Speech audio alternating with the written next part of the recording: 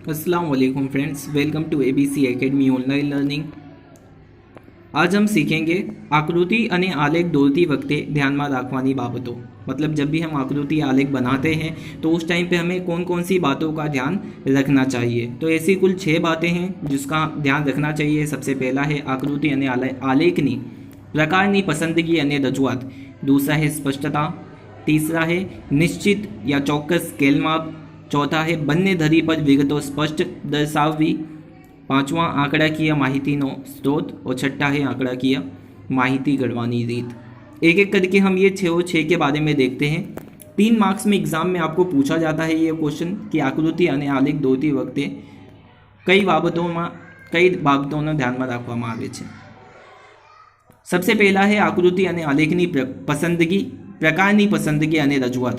तो मैं आपको बता दूं आकृति और आलेख के बहुत सारे प्रकार होते हैं, तो आपको कौन सा प्रकार लेना है, कौन से प्रकार की आकृति आलेख बनानी है। जैसे कि हम आकृति की बात करें तो उसमें बहुत सारे अलग अलग प्रकार आते हैं। स्तंभाकृति होती है, चित्राकृति होती है, रेखाकृति होती है, समय आधारित रेखाकृति होती है, फिर उसके अलावा पासपासनी स्तंभाकृति, विभाजित स्तंभाकृति, वृत्तांश आकृति, ऐसी बहुत सारी आकृति होती है। तो आपको पहले डेटा एनालाइज करना है, जो भी आंकड़ा की माहिती है उसको देखना है, उसके हिसाब से आपको सोचना है कि कौन सी आलेख या आकृति इसके अंदर हम बना सकते हैं। तो ये सबसे पहला हमारा पॉइंट हो गया आकृति અને આલેખની પ્રકારની પસંદગી અને રજૂઆત। फिर उसको अच्छी तरीके से आपको रजू करना है। फिर उसके बाद अगर दूसरे पॉइंट की बात करें तो दूसरा पॉइंट है स्पष्टता।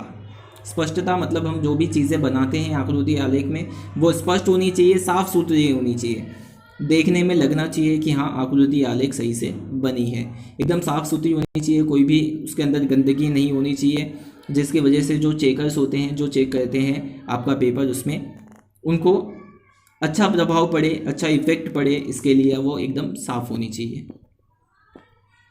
तीसरा पॉइंट है चौकस स्केल माप।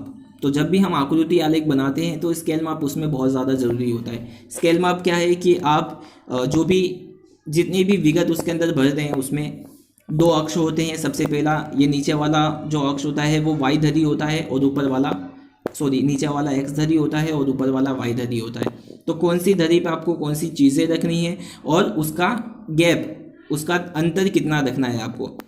जैसे कि एक्स धरी पे हमने क्या लिया है, यहाँ पे फलों के नाम लिए हैं। वाई धरी पे क्या लिया है हमने, विद्यार्थी लिए हैं। तो विद्यार्थी हमने क्या लिया है, 1 सेमी में 1 विद्यार्थी लिया है। ऐसे 10 भी हो सकते हैं, 20 भी हो सकते हैं, 50 भी हो सकते हैं। वो विद्यार्थी पे निर्भर करता है कि टोटल कितने विद्यार्थी, कुल कितने विद्यार्थी हैं। तो वो ये स्केल माप आपको यहाँ पे बताना पड़ेगा जब भी आप आकृति आलेख बनाते हो। तो उसके बाद है બંને ધરી पर विगतो स्पष्ट दर्शाववी। जो 2 धरी होती हैं, एक एक्स धरी और दूसरी वाई धरी, दोनों धरी पे आपको विगत जो है वो स्पष्ट लिखना है और जो एक्स धरी पे विगत आती है वो एक्स पे ही लिखना है। जैसे कि अगर बात करूँ एक्स धरी पे तो वहाँ पे जो चल होते हैं वो स्वतंत्र होते हैं, और वाई धरी पे बात करूँ तो वहाँ पे जो चल होते हैं परतंत्र होते हैं। मतलब स्वतंत्र मतलब ऐसी चीज़ें जो फिक्स होती है, जो जैसे कि देश हो गया, वर्ष हो गया, बरसात हो गई, ये सब फिक्स होता है, इसमें कोई भी बदलाव नहीं हो सकता। लेकिन परतंत्र जो चल होते हैं वो फिक्स नहीं होते। जैसे कि वस्ती दिन ब दिन बढ़ती जाती है, आवक कभी कम होती है, कभी ज़्यादा होती है, लोगों की उत्पादन कभी कम होता है, कभी ज़्यादा होता है, तो ये फिक्स नहीं होता है। और स्वतंत्र पर चल पे कौन सी चीज़ें आएंगी, जो फिक्स होती हैं। फिर आगे हम बात करें 5वें पॉइंट की, तो वो है आंकड़ाकीय माहितीનો स्रोत।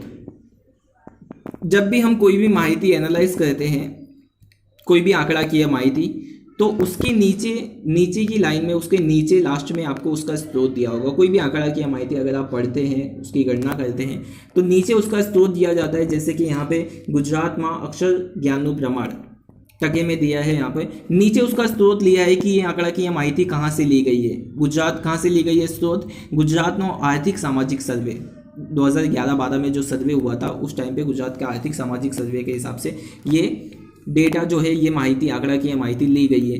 ये स्रोत क्यों ज़रूरी होता है, क्योंकि आप कोई भी डेटा या माहिती, आंकड़ा की माहिती जब लिखते हैं, दर्शाते हैं, बनाते हैं, तो उस टाइम पे ये स्रोत उसकी विश्वसनीयता को दर्शाता है। मतलब आंकड़ा की जो भी माहिती है वो कितनी विश्वसनीय है, स्रोत के हिसाब से हमको पता चलता है कि कौन सी संस्था ने उसको रजू किया है और वो कितनी ज़्यादा विश्वसनीय है। तो उसकी विश्वसनीयता बढ़ जाती है यहाँ पे। उसके बाद लास्ट पॉइंट की हम बात करते हैं आंकड़ाकीय माहिती गढ़वानी रीत। तो आंकड़ाकीय माहिती जैसे कि हम कोई भी आलेख या तो फिर कोई भी आकृति अगर बना देते हैं, फिर उसके बाद उसको विस्तार पूर्वक उसको समझाना देता है, एक्सप्लेन करना होता है।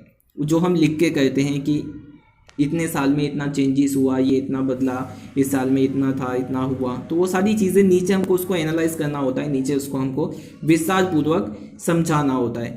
तो ये 6 बातें हैं जो आपको याद रखनी चाहिए आंकड़ाकीय माहिती जब भी आप बनाते हो आलेख या आकृति में।